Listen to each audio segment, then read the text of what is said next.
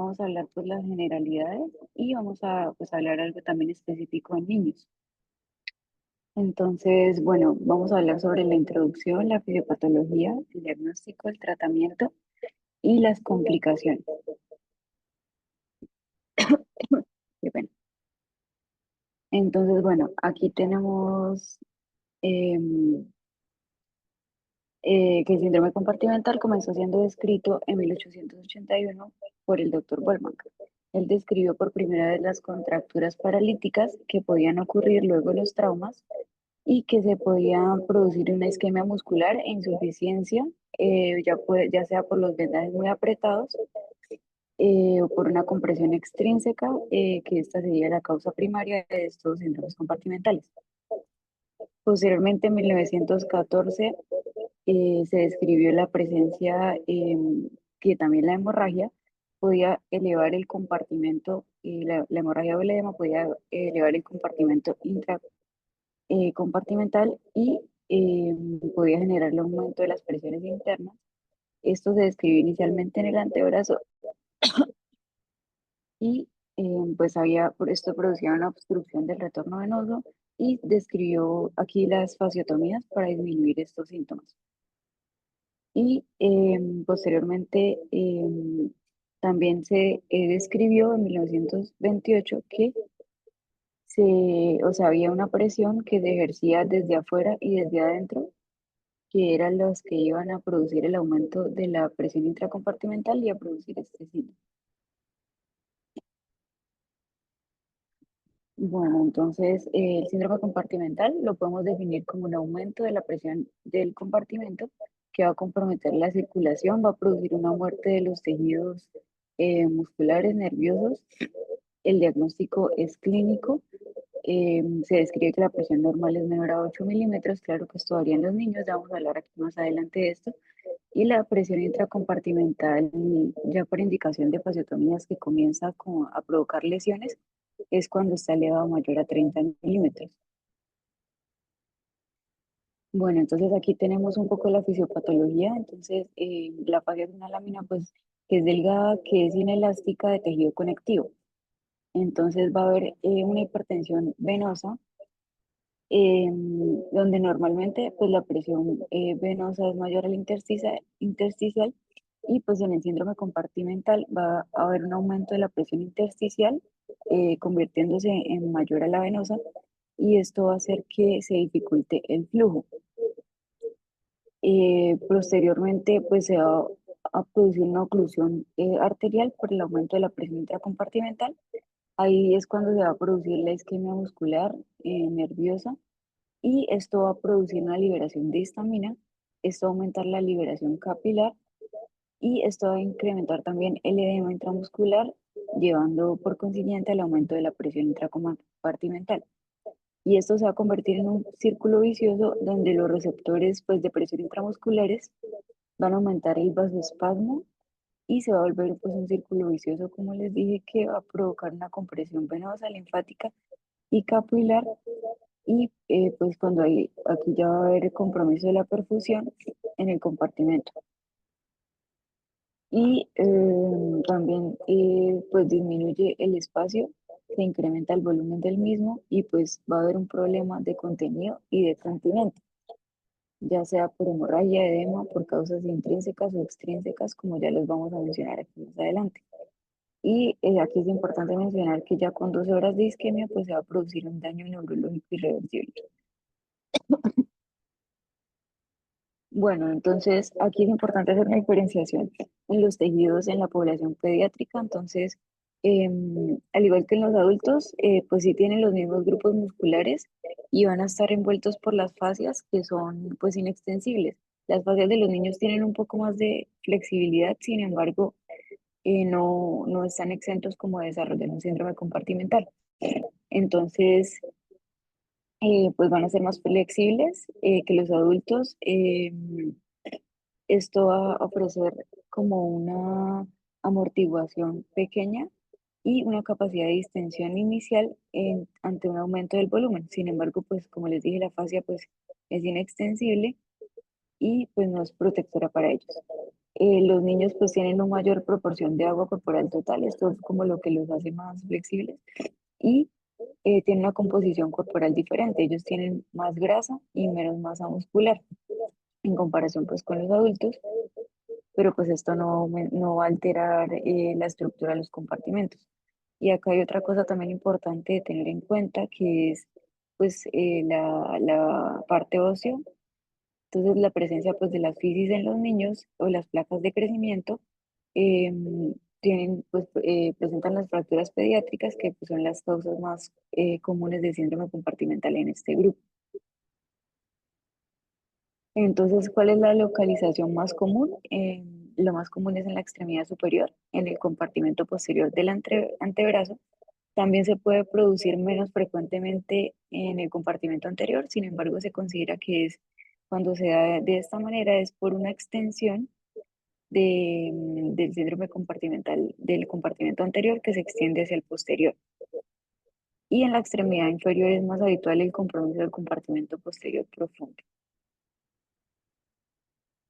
Bueno, entonces aquí más epidemiológicamente es más común en los niños que en las niñas, de 0,2 al 1%. Tiene incidencia de 7,3 por 100.000 habitantes en hombres y 0,7 por 100.000 habitantes de mujeres. Las fracturas de la diáfisis de la tibia es la causa más común, tienen incidencia del 1 al 10%. En las fracturas del antebrazo se dan en el 3,1%. Las fracturas supracondilias también son bastante comunes. Y aquí mencionaban unos factores importantes que llevaban como la leucemia pediátrica, la hemofilia de los trastornos hemorrágicos, pues por el factor de riesgo que tienen estos pacientes presentando estas enfermedades por los trastornos de coagulación que pueden sangrar más fácilmente y pues pueden producir edema y aumento de la presión compartimental. Etiológicamente hablando, entonces tenemos causas externas y causas internas. En las causas externas, pues tenemos súper importante en los niños los yesos cerrados, pues que se usan bastante, compresiones por tiempo prolongado, quemaduras, tracciones excesivas de la extremidad, traumas por aplastamiento. En las causas internas tenemos también pues aplastamiento de las extremidades cuando involucran las graves lesiones musculares, fracturas graves de la pierna, lesiones arteriales, vasoespasmo, las lesiones vasculares o los trastornos de coagulación que les mencionaba y fracturas supracondilias del codo en los niños son de las más importantes que nos causan síndrome compartimental en esta población. Las quemaduras también están involucradas acá.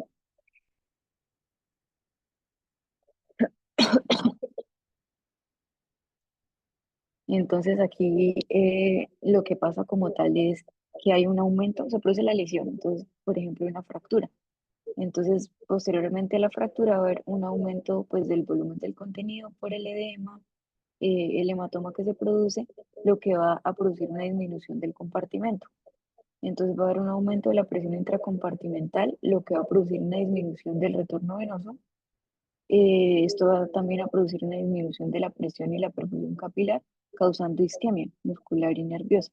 La isquemia muscular pues, puede producir una necrosis muscular que va a producir la liberación de toxinas, va a producir fibrosis, fallo multiorgánico y hasta nos puede llevar a producir la muerte si no lo tratamos a tiempo. Y pues en la isquemia nerviosa vamos a tener parestesias, paresias y pues necrosis nerviosa. Como les dije, 12 horas es lo que describe la literatura para pues una isquemia o necrosis nerviosa y pues se pueden causar secuelas permanentes como las contracturas, que ya vamos a ver aquí hablar más adelante, parálisis o también insuficiencia renal crónica por la raptomiólisis. Bueno, entonces aquí para hablar del diagnóstico tenemos pues normalmente son las 5P, que es pues el dolor, la palidez, la disminución del pulso, las parestesias y la parálisis. Pero en los niños nos mencionan específicamente las 3A, que son la ansiedad, que es que pues podemos ver al niño muy intranquilo, la agitación o irritabilidad, que lo vemos pues llorando, quejándose de dolor, y la otra corresponde al aumento de requerimiento de analgésicos y pues aumento del llanto. Entonces, Ante la duda, pues, de este diagnóstico, que pues en la mayoría de veces es clínico, se recomienda medir la presión del compartimento. Hay que sospecharlo también si tenemos un dolor desproporcionado a la lesión. Entonces, si tenemos una fractura que tal vez pues sí puede doler, pero pues vemos al niño demasiado intranquilo o pues demasiado dolorido, debemos pensar en un síndrome compartimental. Es clave que esto se empeore con el movimiento pasivo. Entonces, si realizamos el examen físico, una movilidad y vemos que el niño se pone más irritable o más adolorido, debemos sospechar un síndrome compartimental. Es un hallazgo físico pues que es temprano y también requieren cada vez más analgésico, ya sea por aumento de la dosis o más cercano en tiempo. Esto nos puede también dar claves de sospechar un síndrome compartimental.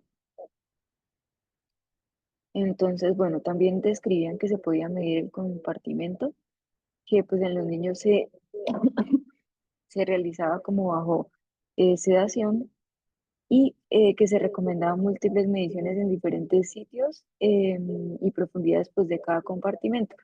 Sin embargo, pues como hay que aclarar que esto es más que todo clínico y que si medimos este compartimento y la presión nos da mayor a 30 milímetros de mercurio, pues es una indicación para realizar una fasiotomía.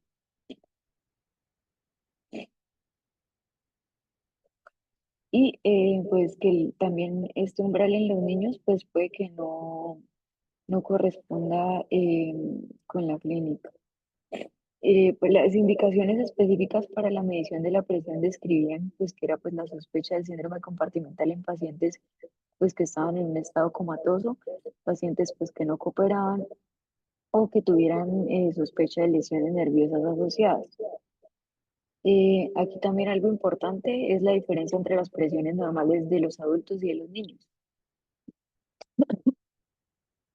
Entonces, en la pierna describía que en los adultos es una presión de 5,2 a 9,7 milímetros de mercurio y en los niños, como vemos, toleran más presión. En los niños es de 13,3 a 16,6 milímetros de mercurio aproximadamente. Y los niños pues toleran estas presiones compartimentales superiores eh, a los umbrales pues tradicionales para las fasiotomías. Acá además tenemos que mencionar que pues un estudio prospectivo que se identificó 41 niños con fracturas de antebrazo. De estos pacientes, 15 presentaron una lectura de compresión compartimental mayor a 30 y solo uno de cada 15 desarrolló el síndrome compartimental, lo que no hace tan fidedigno la medición de la presión del compartimento en este caso, porque pues como vemos en este estudio, solo uno desarrolló el síndrome compartimental. Sin embargo, pues aquí en este estudio los autores también argumentan que estas mediciones tradicionales de la presión eh, puede que no fueran aplicables totalmente en los niños y que podrían haber variaciones eh, y pues igual hay que guiarse por la clínica para decidir si se hacen las fasiotomías. También recomendaban unos estudios complementarios, los estudios de conducción nerviosa, no recomendaban la oximetría ni la arteriografía, decían que la creatinfosfoquinasa podía ser útil, la creatina, la mioglobina en orina, pues para sospechar una raptomiólisis en estos casos. Bueno, ya para hablar un poco del tratamiento, entonces es importante el tratamiento agudo, pues eliminar las presiones extrínsecas y elevar la extremidad. Entonces, por lo menos, si vemos que un niño con un vendaje se está pues quejando de dolor, podemos aflojarle el vendaje o en el caso que tenga un yeso cerrado, pues procedemos a retirar el yeso y elevar la extremidad. Lo ideal es que si debemos realizar la fasiotomía se haga en las primeras 8 horas. También se pueden pedir pues tiempos de coagulación o pruebas hemáticas para sospechar los trastornos de la coagulación y pues poder determinar la causa del síndrome si en este caso es de un trastorno de la coagulación y un edema del compartimento. Y pues también es importante si tenemos una fractura que esté muy desplazada, pues realizar la reducción o si es una fractura expuesta que requiera reparación vascular o nerviosa, pues realizar esto o el control de daños con un tutor para poder evitar el síndrome compartimental.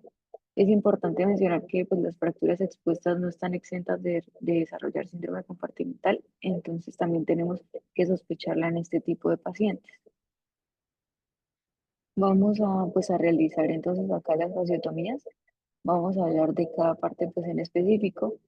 En el brazo, entonces pues vamos a tener los dos compartimentos, el anterior y el posterior, y lo que vamos a hacer es descomprimir a través de una incisión que se realiza medialmente, que va a permitir pues el acceso a todas las estructuras neurovasculares. Em, entonces pues nos va a permitir esta incisión acceder a los dos compartimentos, tanto al anterior como al posterior, para poder realizar la liberación del compartimento.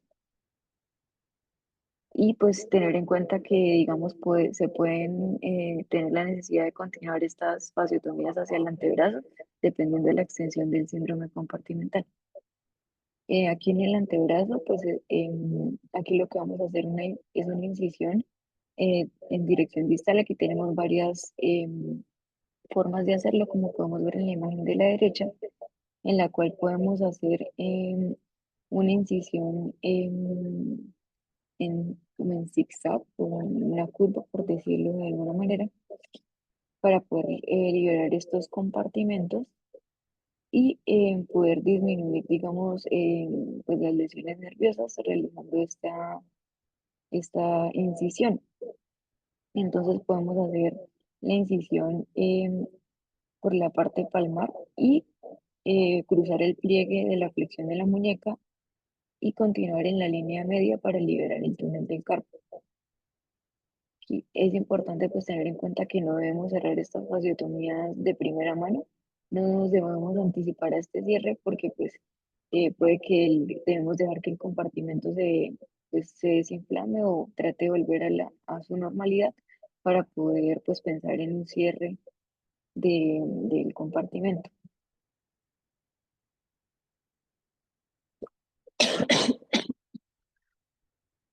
Bueno, entonces en la mano tenemos aquí también este tipo de incisiones.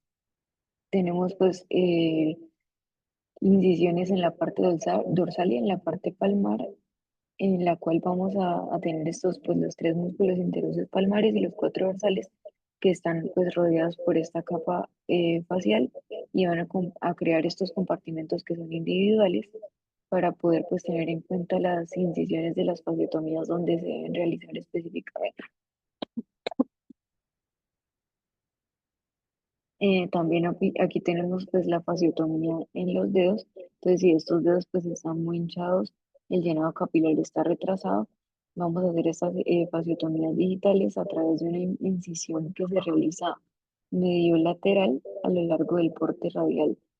Entonces, específicamente en los dedos índice y medio se hace en la parte cubital y en el anular y meñique en el borde radial para evitar la lesión del nervio. En la parte de las fasciotomías del muslo, entonces se describen técnicas de realizar una incisión lateral y una incisión medial para poder descomprimir los compartimentos musculares. Entonces, puede ser una incisión que discurre desde la línea intertrocantérica hasta el epicóndilo lateral del fémur, donde pues se van a descomprimir aquí la totalidad de los compartimentos y pues se tiene que incidir piel, tejido celular subcutáneo y aquí en este caso pues exponer el tracto iliotibial para poder descomprimir el compartimento anterior. Bueno, en la pierna entonces tenemos las incisiones mediales y laterales también. La incisión lateral entonces podemos hacerla con o sin fibrectomía y la fasciotomía de incisión doble que esta es la más recomendada, la que acabo de mencionar, y es la más comúnmente usada para poder permitir la correcta liberación de los cuatro compartimentos. También hay que tener en cuenta que si tenemos una fractura aquí, pues asociada de la tibia, entonces pues tenemos que buscar cómo estabilizar esta fractura para poder también controlar la presión del compartimento y el edema. Bueno, y en el pie describían dos incisiones principalmente dorsales. Entonces se describía entre el segundo y cuarto metatarsiano, manteniendo pues un ancho máximo como del puente de la piel para que evitáramos la necrosis, ya que esta parte pues, de la piel en especial tendía a realizar necrosis del colgajo de piel. Y por estas dos incisiones principalmente pues se pueden acceder a los compartimentos del pie para poder liberar como tal el compartimento. Bueno, hay otra cosa también que debemos tener en cuenta, que es el manejo posterior a las fasciotomías, que es lo que les mencionaba, que las fasciotomías pues se dejan abiertas. En los niños específicamente no se recomienda el uso de suturas de retención, em, y pues describían que si no se exponen pues los nervios ni las arterias se puede utilizar un BAC.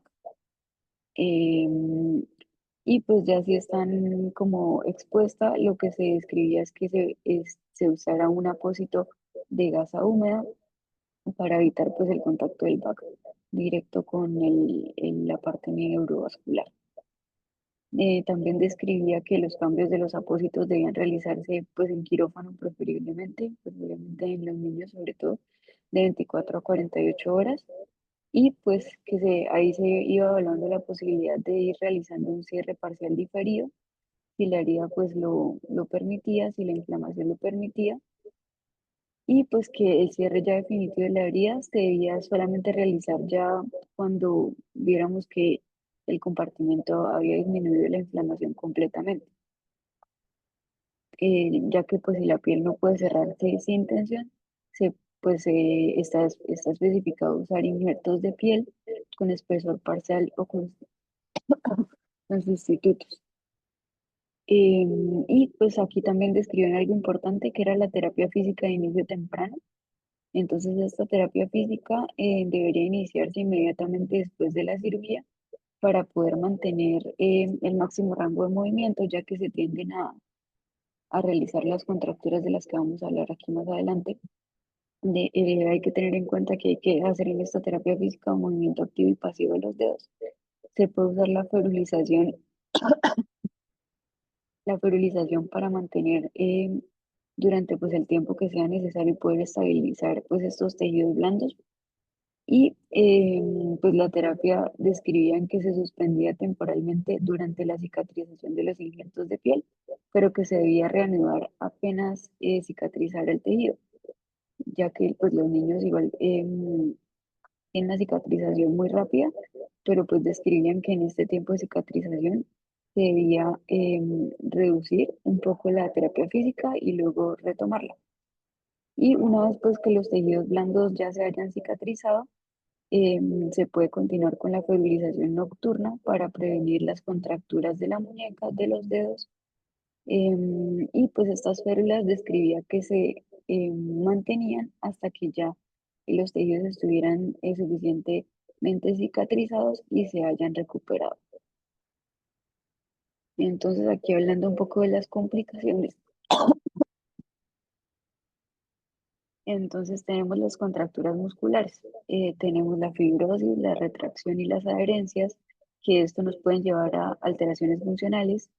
Podemos tener el pie equino, equinovaro, los dedos en garra, pie cao, una neuropatía periférica, formación de úlceras, la rhabdomiólisis que les mencionaba, el 42%, que para esto se pedía la mioglobina en orina para sospechar eh, descartar o confirmar esta rhabdomiólisis. La mortalidad global pues, de los pacientes sometidos a fasciotomía es del 11 al 15%. También tenemos complicaciones de pues, requerir una amputación si no logramos salvar la extremidad. Eso se encuentra más o menos entre el 11 y el 21%.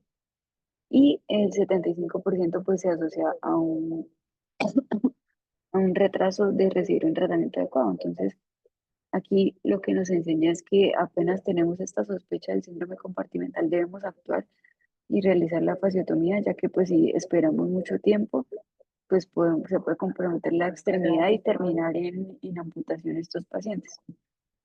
Y ya describían que la fasiotomía pues temprana em, pues tenía un 50% menos tasa de amputación pues de los que no se les hacía la fasiotomía temprana.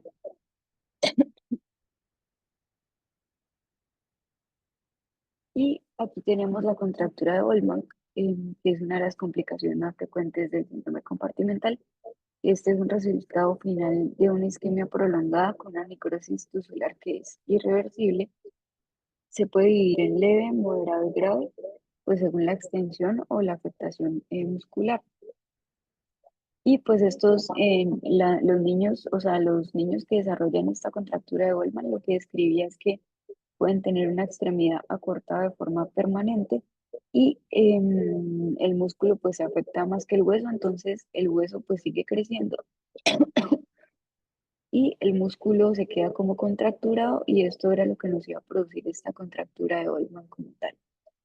Entonces aquí tenemos los tres tipos que según la afectación muscular, entonces el tipo leve está descrito como el que es más localizado. Entonces, involucra los músculos del compartimento flexor profundo del antebrazo, puede involucrar todo el flexor profundo de los dedos y largo del pulgar, pero pues usualmente lo que se describe es que involucra el flexor profundo de los dedos, anular o medio sobre todo. Aquí pues describían que la afectación nerviosa estaba ausente o era muy leve y que si se presentaba era con cambios pues sensoriales que iban a resolverse espontáneamente. Y en el tipo moderado tenemos que ya la degeneración muscular va a incluir la mayor parte del flexor profundo de los dedos y el flexor largo del pulgar, con una degeneración ya que era parcial de los músculos flexores superficiales. El deterioro pues neurológico aquí en el moderado pues siempre estaba presente, describiéndolo por un deterioro ya sea sensorial, que es más severo, sobre todo en el nervio mediano que en el cubital, y que en la mano demuestra como una postura que es negativa intrínseca, como las que le mencionaba, como esta foto, y que, que en estos niños se podía dar con mayor frecuencia como un resultado de, una fractura, de las fracturas de la articulación escapular en los niños de 5 a 10 años. En el severo, entonces lo que iba a implicar era la degeneración de todos los músculos flexores de los dedos y de la muñeca.